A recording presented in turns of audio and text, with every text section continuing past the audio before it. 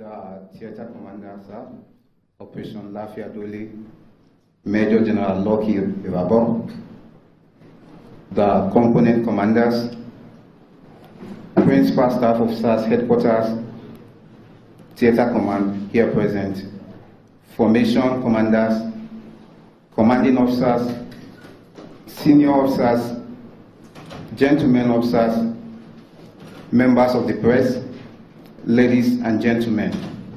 I am Captain Emmanuel Onyachonam, and I'm most delighted to welcome you all to Headquarters Theater Command, Military Command and Control Center, Operation Lafiya Dole, for Theater Commanders live press conference today, 21st December 2016.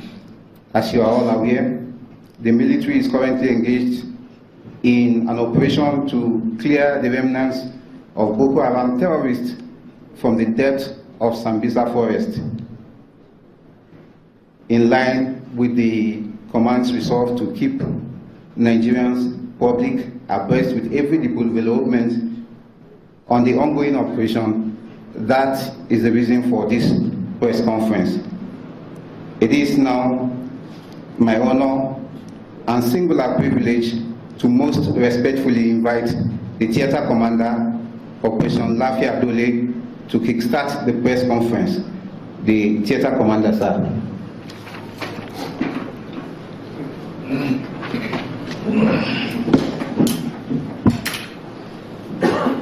Thank you.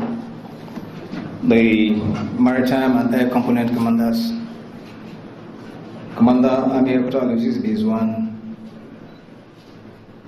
other commanders here, principal staff officers, the liaison officer from the Nigerian Security and Civil Defense Corps, the liaison officers from Cameroon and Nigerian republics, ladies and gentlemen of the press, good afternoon. Let me warn that part of what you're going to see might be disturbing. We apologize, but again, we have no choice but to let Nigerians know what the issues are. Ladies and gentlemen, let me once again welcome you to the Theater Command Operation Lafiya Dole for this press conference. Today, I'm glad to inform you that our troops have continued to record outstanding progress in the fight against Boko Haram terrorists. Since the last time we met, a lot of significant progress was made.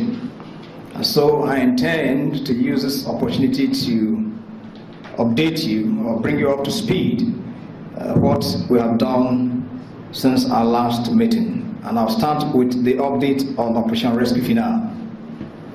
The operation in Sambisa Forest has continued, and so far our troops have cleared and dominated almost the whole of Sambisa Forest, including the Boko Haram terrorist enclaves at Guneri, Guninkromi, Alafa 1, 2, 3, Bolabello, Njimia. Others are Amdaga, Bita, Saswa, Dokumberi, Jefe, Indemina, Tururi, and Sambisa Gate 1. And I think that for ease of understanding, let me possibly recap what I showed you the last time so that you can also see what I've just spoken about. If you don't mind, would you mind to focus on the screen? The last time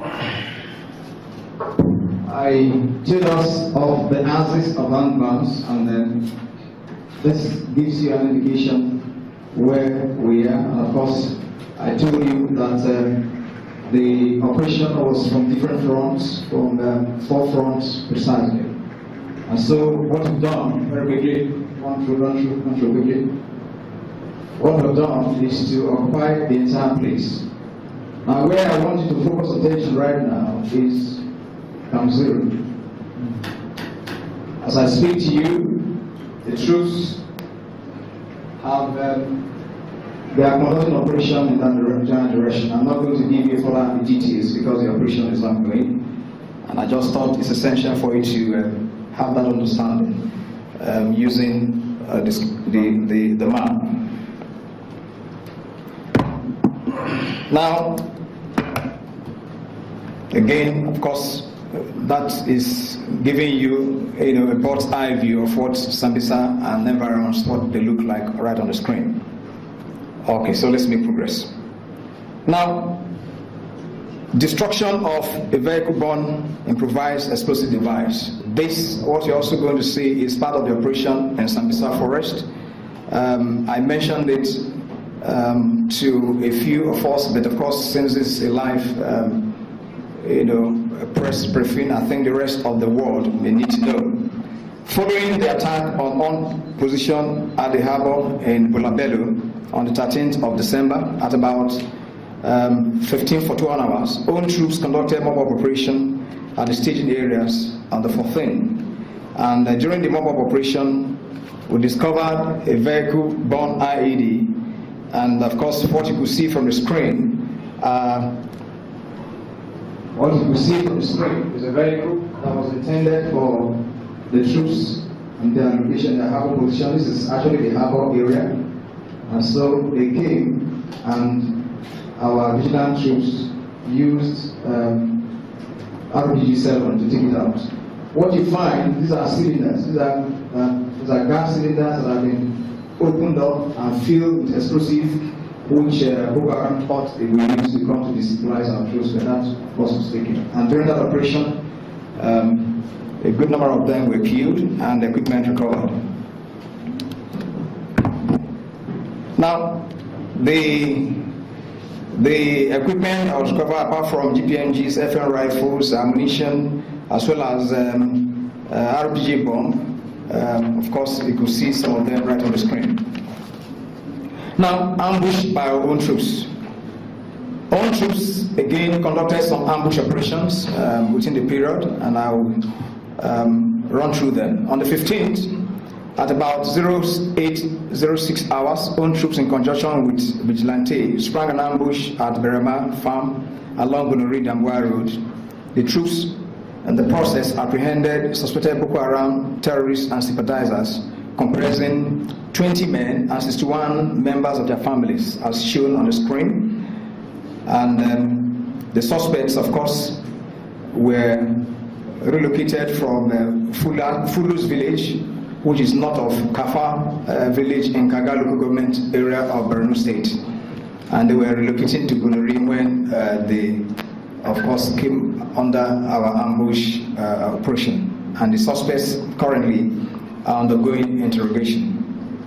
On the 17th, at about 0900 hours, own troops again sprung an ambush along Paul Kalbanki Junction Road, where they intercepted and engaged some Boko Haram terrorists, and at the Frigate crossing point, 2 of the Boko Haram terrorists were killed in action, while a boy of about 12 years old that was with the Boko Haram terrorists was also injured in the process. The boy, who of course later on claimed that he was captured by the Boko Haram terrorists, has since been evacuated to our hospital and is currently being treated. Of course, we have also gotten some useful information from him that has aided our operations. The items recovered, of course, include a motorcycle spare tire, 1 AK-47 rifle, as well as 28 rounds of ammunition, as well as a suicide bomber's vest, which was strapped on one of the killed Boko Haram terrorists. So perhaps I believe that they were going to hopefully, assign that suicide bomber to one of our positions, and of course he met his Waterloo during the ambush. Now, person-borne improvised explosive devices. During the period under review, own troops had to contain a few incidences of person-borne improvised explosive device attacks. On the 15th of December, at about 08:10 hours, 2 female suicide bombers that were clad in hijab attempted to infiltrate own defensive locations in Limankara. Limankara, of course, that's just Madagali, Woza Road, in between is Limankara. They were shot by own troops, and of course, as they refused to halt from a distance, Consequently, the IED vest strapped on their bodies exploded and killed the two of them. That you could see from the screen. Again, on that same 15th, at about 10:30 hours, own troops at Ran. Ran is in Calabar local government. Intercepted a girl that was strapped in suicide vest trying to infiltrate into Ran town. A member of the civilian JTF grabbed and suppressed her as she was attempting to detonate the explosive device strapped on her, thereby unable to detonate it. And that is the suicide vest that she was wearing before she was caught. Another incident was on the 18th of December, where two suicide bombers attempted to sneak past through own locations at Mafa checkpoint, just at the outskirts of Maiduguri. The two suicide bombers were shot when they failed to stop at a distance. The explosive device detonated and killed the two of them. That, of course, could see shreds of body parts. Similarly, on the 18th of December, at about 20:55 hours, own troops sighted two suicide bombers trying to cross into town through Gameri village. The suspects were challenged by own troops from a distance, and when one of the suicide bombers realized, of course, and panicked, the suicide vest was detonated, and that killed her and the second suicide bomber. However, the suicide vest on the second suicide bomber did not explode, which later on we called in the EOD team to detonate them.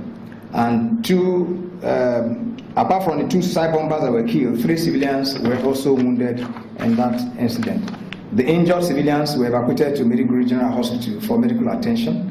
Of course, I also mentioned that the EOD team, which of course came from the police, were contacted and they neutralized it. NEMA as well as ICRC personnel were